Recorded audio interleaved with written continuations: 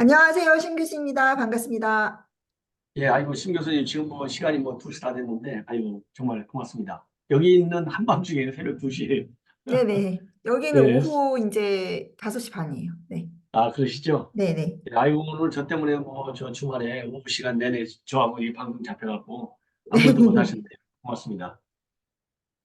지금 시간에는 뭐 준비하신 내용이 뭐죠? 지금 원칙과 상식 거기서도 이번에 좀 이렇게 불협화음이 있었어요. 글쎄, 그런 것 같아요. 예, 서로 지금 뭐 창당을 하네 안 하네 뭐 그거부터 해가지고 지금 그러니까 지금 저쪽 있잖아요. 그 이준석 당도 그렇고 개혁신당도 그렇고 이쪽 당도 뭐 미래당 뭐 새로운 미래니 뭐 개혁의 미래니 뭐 이쪽도 이게 주장 강하고 약간 조직 친화적이지 못한 사람들이 이렇게 모여 있다 보면 또 여러 갈래로 자기들끼리 분란이 나게 돼 있는데 뭐 수순이라고 생각합니다. 뭐 여러 가지의 그 이슈가 많잖아요. 뭐 그렇죠. 합칠 것이냐, 이게 여기 합칠 것이냐, 저기 합칠 것이냐, 합치지 말자, 독자로 나가자, 뭐 비례는 어떻게 하냐, 저쪽에 하냐 이런 게 너무 많기 때문에 뭐 네, 빅텐트는커녕 중텐트 만드는 것도 쉽지가 않다 이거죠. 그래서 네. 이제 그 대표님 그 얘기 들으셨어요? 혹시 뭐 원칙과 상식 그 사람들을 국민의힘으로 그 이상민 의원 영입하듯이 영입하자 뭐 이런 얘기들이 좀 있거든요. 글쎄, 어떻게 그런 게 좀 있는 것 보세요? 같은데, 좀 자세하게 네. 분석을 한번 해주실래요? 그러니까 일단 저는 그 얘기가 예전부터 조금 있었어요. 그러니까 이상민 네, 의원은 되게 제가 봤을 때는 그쪽에 그런 부류의 분들 중에서는 가장 정치적으로 영민하다고 생각하거든요. 그러니까 네, 솔직히 말해서 굉장히 거기서 뒤주를 밀렸고 공천도 위험한 상황에서 국민의힘이 지금 엄청 환대받고 그다음에 자기 지역구 사람들까지 다 끌어가지고 입지가 되게 좋아졌잖아요. 그리고 뭐 저기 뭐야 이 보수층에서도 되게 환영해주는 분위기거든요. 그러니까 예, 얼마나 좋겠어요. 거기서 계속 욕 먹다가. 근데 그 원칙과 상식 그 조홍천이나 이원우, 김종민 그러니까 예, 이분들도 고민이 많을 거예요. 그러니까 네, 이낙연 쪽이랑 합치면은 사실은 그거는 이낙연을 대권 주자로 해서 뭉치는 그룹이 되는 거고, 그쵸? 근데 네, 그렇죠. 이상민 의원은 그러니까 애초부터 이낙연은 아니라고 본 거죠. 그러니까 자기가 완전 독자 노선해가지고 이렇게 갔는데 국민의힘으로 왔는데 이 원칙과 상식 이 사람들도 사실은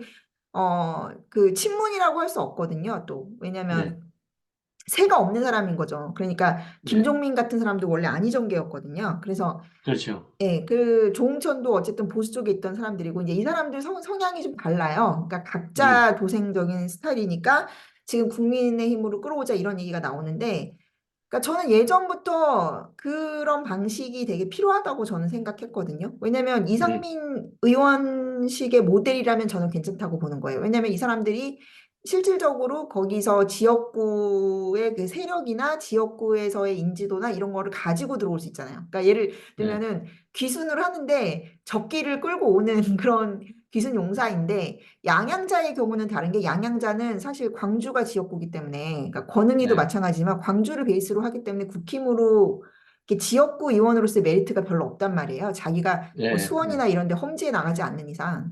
근데 네, 이제 조홍천이나 이런 사람들이 이원욱이나 또 이런 사람들도 자기네 당내에서 음, 비주류라는 것을 좀 잘 이용해서 언론 노출이나 인지도도 꽤 높은 사람들이거든요. 그래서 네. 이제 그런 사람들이 오면은 약간 어려운 음, 험지에서 용병 같은 거를 이렇게 확충하는 효과도 있고 그 네, 실질적으로 어쨌든 지역의 세나 지역구 그거를 가지고 있는 사람들이기도 하고 또 세 번째로는 언론에 노출이 많아가지고 인지도도 있고 약간 중도적이면서 입 바른 소리하는 이미지도 나쁘지 않은 정치인들이다. 그러니까 뭐냐면 네, 김의겸이나 뭐 정청래 같은 사람들하고는 좀 다른 이미지라는 거죠, 중도층에.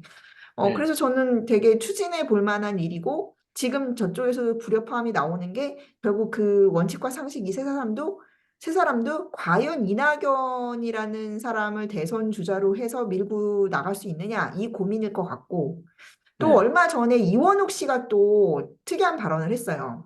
이분이 네, 원래 조금 약간 승질이 좀 있으신 분인 것 같아요. 제가 보기에는. 그래가지고 네, 언론에 나와서도 막 눈치 안 보고 얘기하는데 네, 처음에는 이분이 이준석이랑은 절대 뭐 합치지 않는다 막 이런 식으로 나왔었거든요. 네, 이준석이 너무 싸가지가 없다.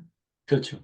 그러다가 갑자기 또 돌변을 해가지고 이준석을 대선 주자로 밀어줄 테니까 또 합치자 막 이랬단 말이에요. 그러니까 그 네, 말인즉슨 뭐냐면 이낙연이 그렇게 그러니까 이원욱 같은 사람은 좀 이렇게 센 사람인데 이낙연이 그렇게 맨날 엄중낙연 해가지고 제대로 믿음이 안 가잖아요. 그러니까 저는 네, 사실 그 문제로 거기서 그런 불협화음이 있다라고 생각합니다. 그러니까 이낙연이랑 이제 합치면 더 몸만 무거워지고 예, 네, 몸만 무거워지고 실리는 없고 답답하다 이거죠. 대선 주자로 이 네, 사람한테 줄을 서봤자 좋을 것 같지도 않고. 그래서 저는 이원욱 씨 같은 경우는 어쨌든 좀 성질도 있는 스타일이고 되게 싸나운 그런 전투력을 가진 사람이라서 오히려 이쪽 자기가 그 대선 주자를 어떤 사람을 밀어야 된다고 치면은 뭐 이주석한테 가는 것보다는 여기 국민의힘에서 잘 받아준다고만 치면은 한동훈한테 줄을 서는 게 훨씬 자기 입장에서는 좋겠죠. 그분이 네. 지역구도 화성인가 그렇던데,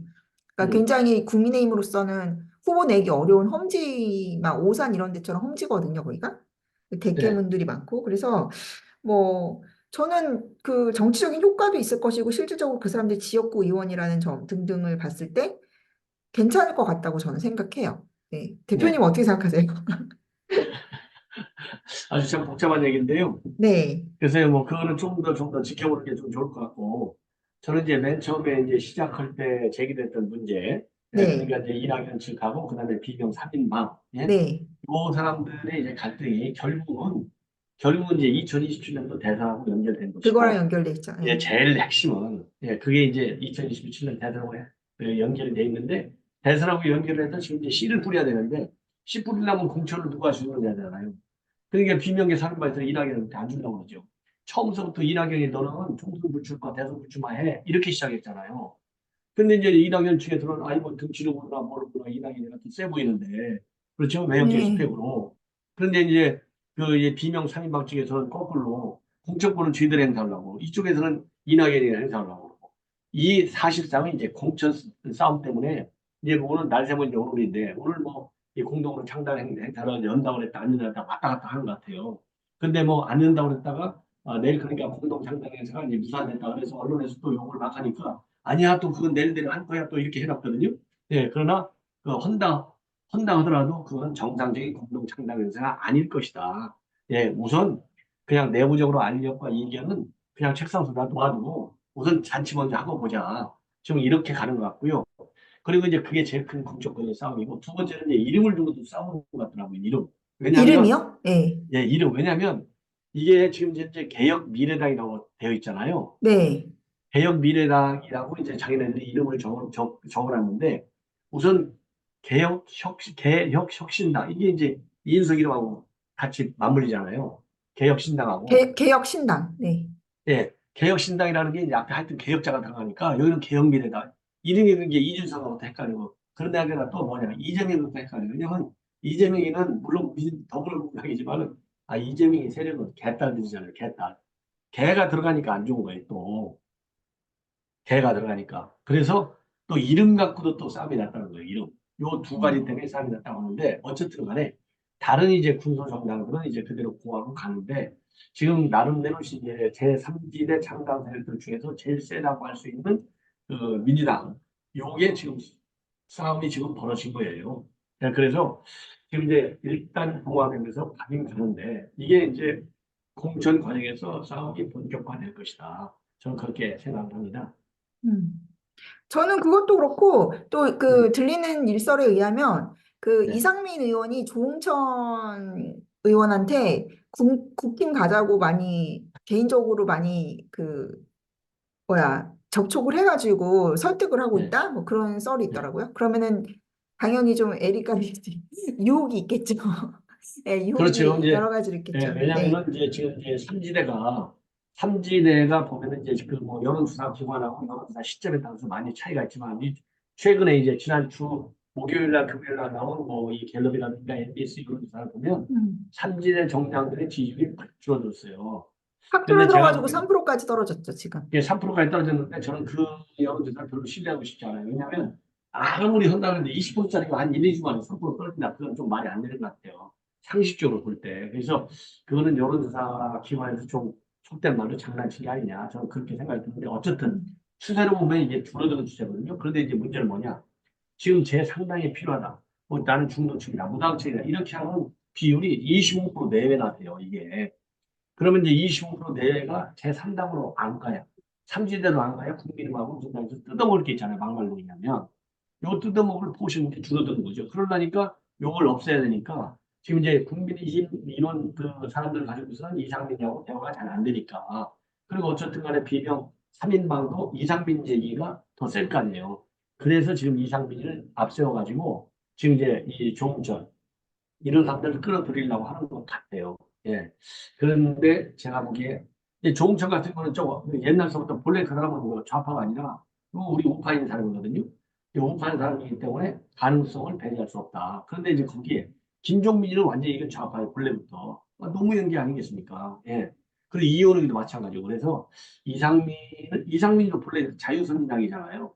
네. 이상민도 뭐 저도 뭐 정확하게 그 머릿속에는 뭐가 들어는지 잘 모르겠지만은 일단 내면적으로는 이 보수 색깔은 조금은 있는데 문제는 뭐냐? 이상민 같은 사람들은 철저히 내 이익 중심이다 이거예요. 저는 그렇게 봅니다. 그렇죠. 예. 예. 그래서 근데, 예. 네, 그래서 말씀하세요. 이상민 역까지 와 온 거예요. 그리고 조홍천 의원 같은 경우는 본래가 저도 조홍천 의원 개인적으로 좀 아는데 그 네. 사람은 좌파가 아니에요. 그러니까 네네. 조홍천은 땡겨올 수 있다고 저는 봐요. 예. 그리고 이제 거기에도 또 공천을 주면 조홍천 자리는 우리 국민의힘에서도 마땅한 사람이 별로 없어요. 그러니까 민주당 지금 나와 있는 뭐 변호사 같은 거 나와 있는데 맞붙을 수가 있어요. 거기는. 그래서 나올 수 있는데 그러면 김종민하고 이현욱이는 제가 보기에는 국민의힘에서 공천 줘도 그게 쉽지가 않습니다. 논산 쪽이기 때문에. 그래서 그렇게 이상민이가 앞세웠다 하더라도 그렇게 쉬운 게임은 아닐 것이다. 저는 그렇게 봐요. 네. 근데 뭐 아무튼 저쪽에 비하면은 양반인 게 저쪽은 이현주를 끌어들이고 있잖아요. 예. 뭐, 제가 봤을 때는 이원욱이나 어쨌든 김종민은 이 정권을 막 그렇게 심하게 공격하고 그러진 않았었기 때문에 기조가. 예. 그리고 조홍천 그렇죠. 얘기를 보면은 이재명 쪽으로 그 사람들은 더 많이 공격을 했었기 때문에 뭐 사실은 그쪽에 비하면 상식적이다. 이현주 가는 거. 이현주는 거의 진짜 인공기 들었다가 뭐 일장기 들었다가 하는 수준이라고 그 유인태 네. 씨가 그랬잖아요. 예. 그렇지. 그러면은 그게 이제 지금 이제 그게 뭐 병리평이냐 뭐 연동형이냐 가지고 또 말이 많잖아요. 그렇지. 그러면은 대표님 보시기에는 그러면은 이재명이 어떤 선택을 할 거라고 보시나요? 저는 이제 그 이재명이가 지금 제일 큰 변수는 뭐냐? 자기는 본래 병림평으로 가려고 지금 딱 방향을 정해놨어요. 자, 네, 이게 옛날 대선 때는 대선이니까 그냥 나는 저 연동형으로 간다고 했다가 지금 이제 네, 자기가 이제 당을 책임지고 그리고 이제 방탄을 치다 보니까 왜냐면 이재명이 머릿속에 다른 거 하나도 없어요. 자유민주도 시장경제도 하나도 없고 오로지 방탄 딱 하나밖에 네, 없거든요. 네, 네, 방탄을 치려면 친명이 많이 가야 되잖아요. 왜냐면 지금 체포동의안 가결 때 보니까 반란표가 생각보다 많이 나왔잖아요, 한 번. 그냥 놀래가지고 이번에는 무조건 친명, 죽어도 고, 그렇죠. 예? 예, 순장조, 요걸 많이 심어야 되니까 이게 이제 위성정단으로 가버리면 이재명이가 영향가가 있어요. 하나도 없잖아요. 뭐. 그러면 이게 방탄이 깨질 우리가 있는 거거든요. 그러니까 욕을 좀 먹더라도 방탄 치는 게 실리가 있잖아요. 방탄을 쳐야만이 대선이 사니까. 그래서 지금 여론에 좀 밀린다고 해서 연동형으로 가버리면 27년도 대선이 눈에 이제 사라질 수도 있는 거예요. 그러니까 욕 먹더라도 병립으로 가자 했는데 이 욕하는 게 생각보다 너무 센 거야. 그러니까 지금 꼼수를 부려갖고 앞에다가 권역별 수식어를 집어든 거예요. 근데 우연히도 한동훈 위원장도 저하고 제가 처음부터 제가 그렇게 해석을 했는데 한동훈 위원장도 어제 저하고 똑같은 논리로 비판했어요. 그 민주당이 이렇게 바뀌는 거예요. 그런데 이제 빌에 독립표로 간다. 그래도 욕을 먹으니까 이제는 이제 방탄을 쳐야 되고 그러니까 이제 이중 등록제라고 아시죠? 비례대도 나갈 수 있고 지역도 나가고 이렇게 지금 꼼수를 보내놨거든요. 그러니까 여론전에서 이재명이가 지금 밀리는 형국에 있어요. 병리평으로 갔다가 밀려갖고 뒤로 지금 후진하는 상황이에요. 그렇기 때문에 지금 이제 후진하는 원인은 방탄을 세게 치려고 병리평으로 갔는데 음, 비판 여론이 세기 때문에 후진한 거거든요. 그래서 저는 변수가 지금 이재명을 압박하는 여론이 더 세지느냐, 약해지느냐, 여기에 따라서 변수가 있다. 아직 이재명이가 음, 마음을 못 정하고 있다. 왔다 갔다 한다. 그리고 홍준표는 이제 이재명이 정말 아바타나 마찬가지잖아요. 홍준표. 먼저 앞에서 앵무새 지금 하고 있잖아요. 홍준표가 어제 뭐라고 했냐면, 아니, 내가 어제 뭐 권역별 병립으로 가겠다고 결정했다고 하되, 이렇게 지금 한 발짝도 홍준표는 뒤에 물러났어요. 그래서 우리가 지도부가 지금 이름했잖아요. 최종적으로는. 예. 그래서 지금 현재 상황은 일단 밀리는 상황이고, 밀리는 거에 확 징조가 뭐냐? 홍익표판에서 나왔다 이거죠. 그래서 지금 현재 아니 김부겸이도 내가 못 도와주겠다는 거 아니에요. 네가 연동형을 지키지 않으면 나 선거 때 너 못 도와줘 딱 분명히 얘기했잖아요. 그렇기 때문에 만약에 선거에서 이거잖아요. 자기는 방탄 치려고 자기 이름을 걸고 비례를 뽑으려고 했는데 만약에 과반수가 안 돼버리면 그렇죠? 총선에서 과반수가 안 되면 원천적으로 방탄이 무너지는 거예요. 그래서 이제 이재명은 그러면은 보는 게 베스트가 안 되면 세컨 베스트를 가잖아요. 네네네. 그래서 세컨 베스트로 이제 범야권의 절반 이상을 안정을 확보하는 게 낫겠다. 그래서 연동형으로 갈 확률이 아직은 좀 살아있다. 저는 그렇게 봐요. 아, 저도 되게 처음에는 굉장히 유동성이 많다고 공감을 하는데, 저는 이재명이 이해찬하고 문재인을 만나는 게 저는 변수인 것 같아요. 그러니까 사실은, 그러니까 이재명이 뭐, 한결의 경향, 한경호, 이런 언론들이나 이제 좌파 진영에서 공격을 되게 받았었는데, 이 사람의 특징은 실리를 좀 찾는 성향이 있거든요. 근데 그 실리가 방탄이거든요. 네네, 실리가 방탄인데, 이제 실리로 이렇게 지금 꼼수를 부리고 있는데, 그래서 저는 그 욕을 먹더라도 병리평이 자기한테 이득이 된다라고 생각을 하고 있는 것 같아요. 근데 이제 그 말씀하신 대로 그 압력이 너무 세지면은 이제 그게 무너져 버리니까 이제 겁을 먹고, 그래서 이해찬하고 문재인을 만나는 것 같거든요. 그래서 제 예. 느낌인데, 이재명으로서는 제 최고 베스트는 전 이렇다고 생각해요. 솔직히 말해서 김부겸 이런 거는 신경도 쓰지도 않을 것 같고, 욕먹는 거는 전혀 신경 안 쓰는데, 이재명은 굉장히 좀 정치적으로 영리한 부분이 그 세력, 그러니까 제일 잘 센 세력한테 이렇게 강하게 꽂는데, 일단 처음에 저는 이재명이 되게 세게 나왔잖아요, 병리평으로. 그거는 정청래나 김어준이나 누구지, 자기의 이동영 이런 식의 그러니까 좌파 스피커들이 다 병리평으로 이미 다 그렇게 해놨었어요. 그래서 아 이제 병리평으로 가도 되겠구나라고 안심을 한 거예요. 솔직히 말해서 좌파 여론은 다 병리평 가도 아무 문제 없어요. 근데 음. 문제는 세력인데 이제 김부겸이나 이런 쪽에서 뭐 한경호에서 아무리 떠들어봤자 아무 것도 아닌데 문제는 이해찬, 문재인이라고 저는 생각해요 결국엔. 그래서 이해찬이나 문재인하고 이재명은 분명히 이제 그 콧돌을 좀 줄 것 같아요. 나 병리평 하고 싶은데 당신들이 이렇게 챙겨주는 거는 챙겨주겠다. 어느 정도 일정 선에서.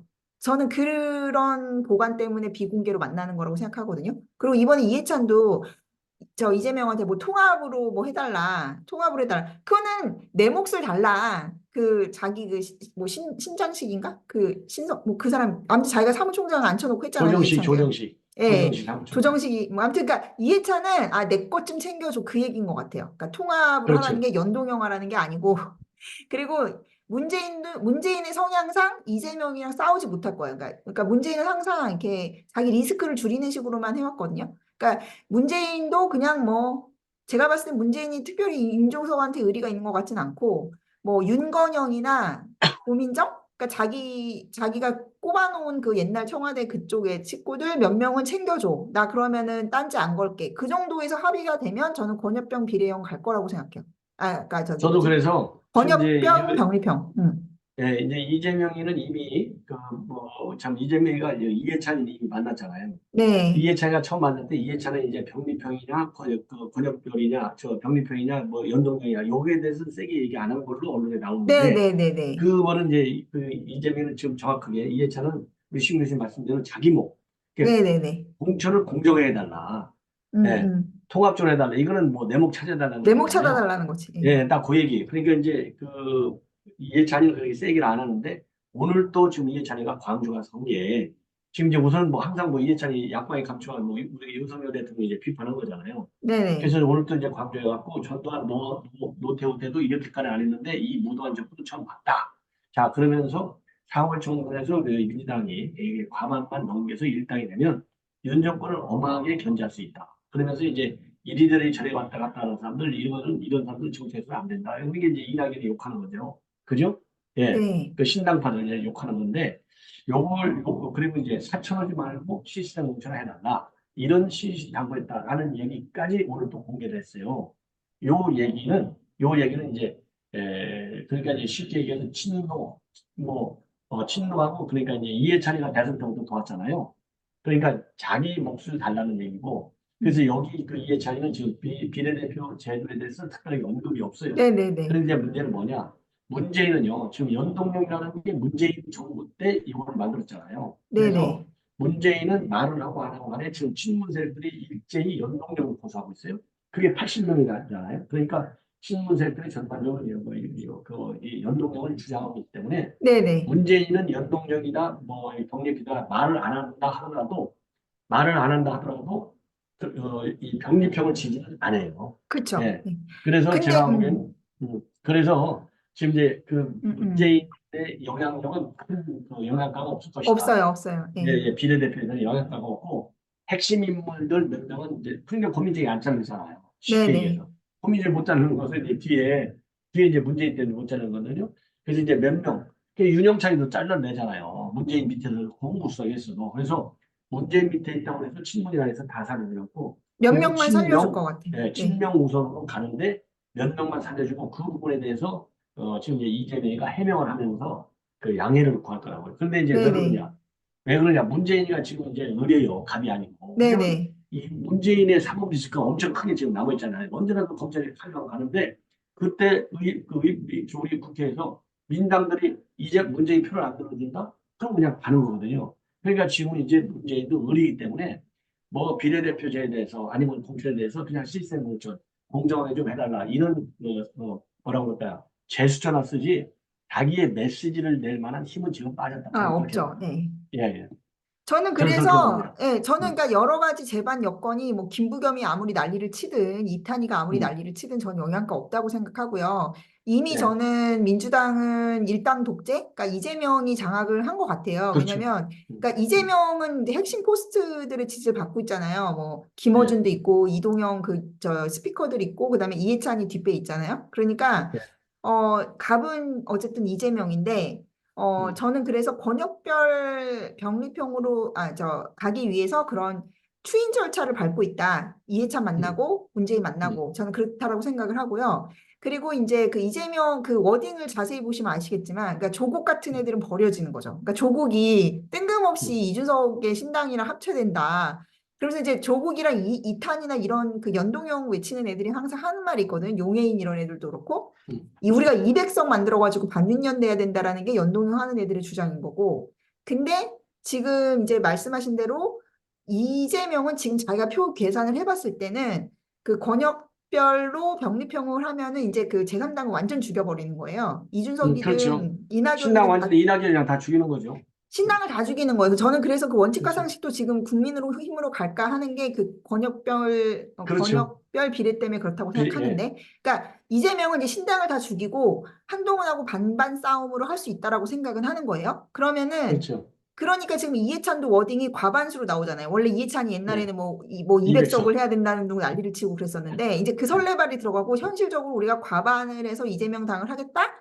내가 보니까 그 권역별 이거 해서 신당 중이면 나 150석은 가능해라고 해서 지금 음, 그게 목표인 거예요, 이재명은. 네, 그러니까 네네. 내가 일당만 되면 내가 이제 당에서 적당히 헤게모니 유지하고 계속 갑질할 수 있고 방탄할 수 있고 그러니까 그 뭐 조국이나 용해인이나 아니면 김부겸이나 이런 애들이 아무리 떠들어봤자 나는 아무 상관없어. 뭐 김어준도 내 편이고 이해찬도 내 편이고 뭐 문재인도 나한테 꼼짝 못해. 이렇게 갈 거라고 저는 생각하고 권역별 비례로 갔을 때는 그 입국 컷이 한 8%까지 높아진대요, 지역에서. 근데 그 이낙연 신당하고 제가 봤을 때 이낙연하고 이준석하고 합쳐봤자 5% 넘을 수 있는데 없어요, 지역에서. 음, 그래서 그거를 계산하고 지금 권역별 하려고 하는 거예요, 이재명이. 네. 호남에서도 이낙연이 맥스로 받아봤자 5%라고 지금 계산 다 쓴 거예요.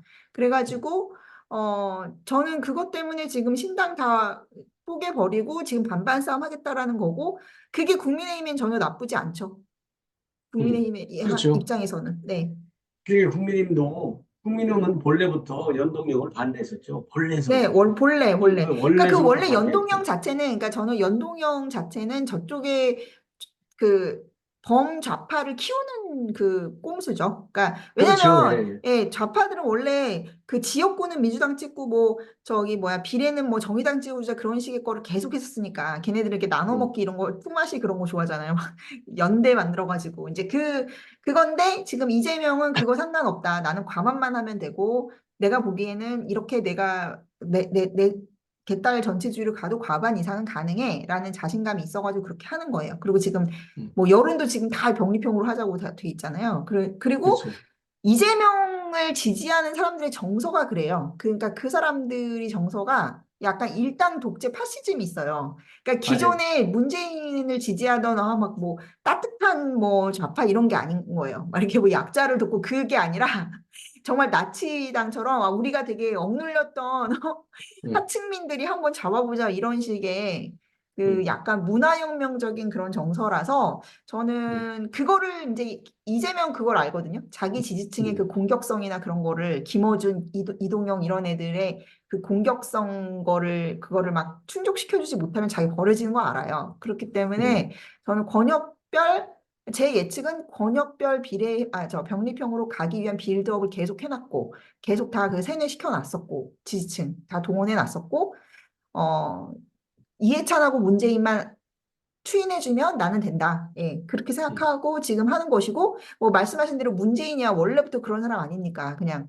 그렇죠. 센 쪽에 붙어가지고 그냥 계속 쭈뼛쭈뼛 눈치나 보면서 연명하는 사람이기 때문에 절대 자기 음, 세력 챙기고 어쩌고 할 사람이 아니죠. 그 사람은. 그래서 그렇죠. 제가 봤을 땐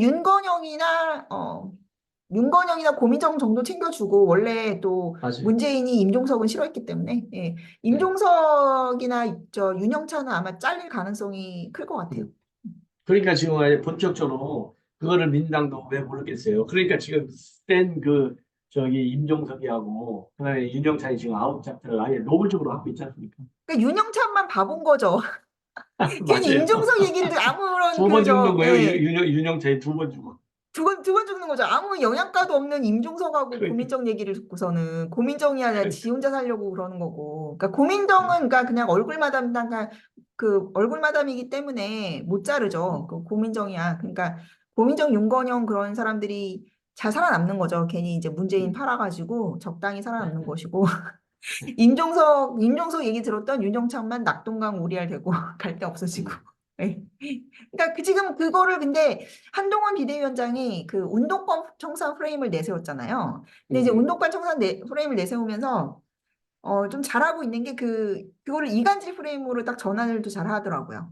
아주 그렇죠. 기민하게. 예. 그래서 예, 저쪽에서 이제 저기 내전 났다 이런 음, 식으로. 예. 그래서 예. 뭐 나쁘지 않은 것 같아요. 맞아요. 그 운동권 정산이라는 것이 이제 근데 사실 이게 그러니까 민주당을 서로의 대상으로 하는 메시지도 네, 있고 네. 국민 대상도 있고. 서로의 그 이해관계는 좀 맞아떨어지는 감이 있어요. 그러니까 지금 네, 이재명도 목표치를 151석이라고 했잖아요. 솔직히 예, 근데 그 반반으로 간다 치면은 국민의힘도 뭐 일당만 되면 엄청 성공인 거거든요. 지금 상황에서. 지금 음, 대통령 그 부정평가를 너무 쟤네들이 그 마타도어를 해놔가지고 60%가 음, 넘잖아요. 정말 엄청난 예. 위기인데 과반 되면은 굉장히 대성공이기 때문에 이제는 반반 싸움으로 해보자 이렇게 서로의 또 이해관계도 일치하는 면이 있어서 저는 그 준연동제는 안 할 것 같아요. 예. 그래, 아이고, 오늘 밤에 고생 많으셨습니다. 저 벌써 네, 여기 시간은 이제 감사합니다. 곧 2시가, 지금 이제 2시 넘었어요. 네네. 예, 예. 아이고, 감사합니다. 네, 감사합니다. 내일 일요일인데 불러주셔서. 시간 되시면 내일 또 한번 뵙죠. 네네네, 내일 또 제가 이제 방송을 이렇게 뵙겠습니다. 쭉 하다 보니까 우리 이제 저 신 교수님이 우리 한국 팬들한테 뭐 과거에도 언론 활동을 많이 해서 이미 아시는 데다가 그 73년생 그 이제 한동훈 그게 뭐 아직도 인기가 많잖아요. 자, 그러다 보니까 그 제 방송 보고 좋아하시는 분들이 많아요. 댓글 보면. 아유, 감사합니다. 성원해 네, 주셔서. 73년생 한동안 그것도 중요한 내용 간간히 좀 한번 소개를 좀 해주십시오. 네. 그러니까 책 안 갖고 계세요, 책? 네, 저는 이 이 73년생 서가 한동훈 있는데. 이제 뒤에 보시면 제가 아까 이 음, 얘기를 하려고 했는데 제 맨 뒤에 그 음, 한동훈한테 이제 바라는 점, 한동훈이 좀 네, 유의했으면 좋겠던 점들을 제가 딱 써놨는데 마침 한동훈 그 당시에 딱 책 내고 나서 얼마 안 돼가지고 한 3주 있다가 비대위원장 네, 된 거예요. 한동훈 네, 위원장이. 그래서 뭐 네. 여러 가지 이런 거를 좀 되새겨볼 만한 것들이 있을 것 같아요. 얼마나 그래, 좀 협력적인지. 네. 그런 점을 한번 다음 시간에 조금 네, 소개를 좀 한번 여기서 해주시면 또, 어떻게 예, 이렇게 잘 시원하게 또 하고 분석해 있는지. 주시면 좋을 것 같아요. 네. 네, 예, 아니, 너무 왜냐면 한동훈 감사합니다. 네, 교수님이 그 책을 열심히 읽을 거 아니에요. 네, 네. 네. 너무 그래요, 고마워요. 감사합니다. 네. 예, 고맙습니다. 네, 그럼 다음 시간에 또 뵙겠습니다. 그래요, 다음 시간에 책 내용 조금 소개해 주세요, 중요한 거. 네, 감사합니다. 네, 고마워요. 네.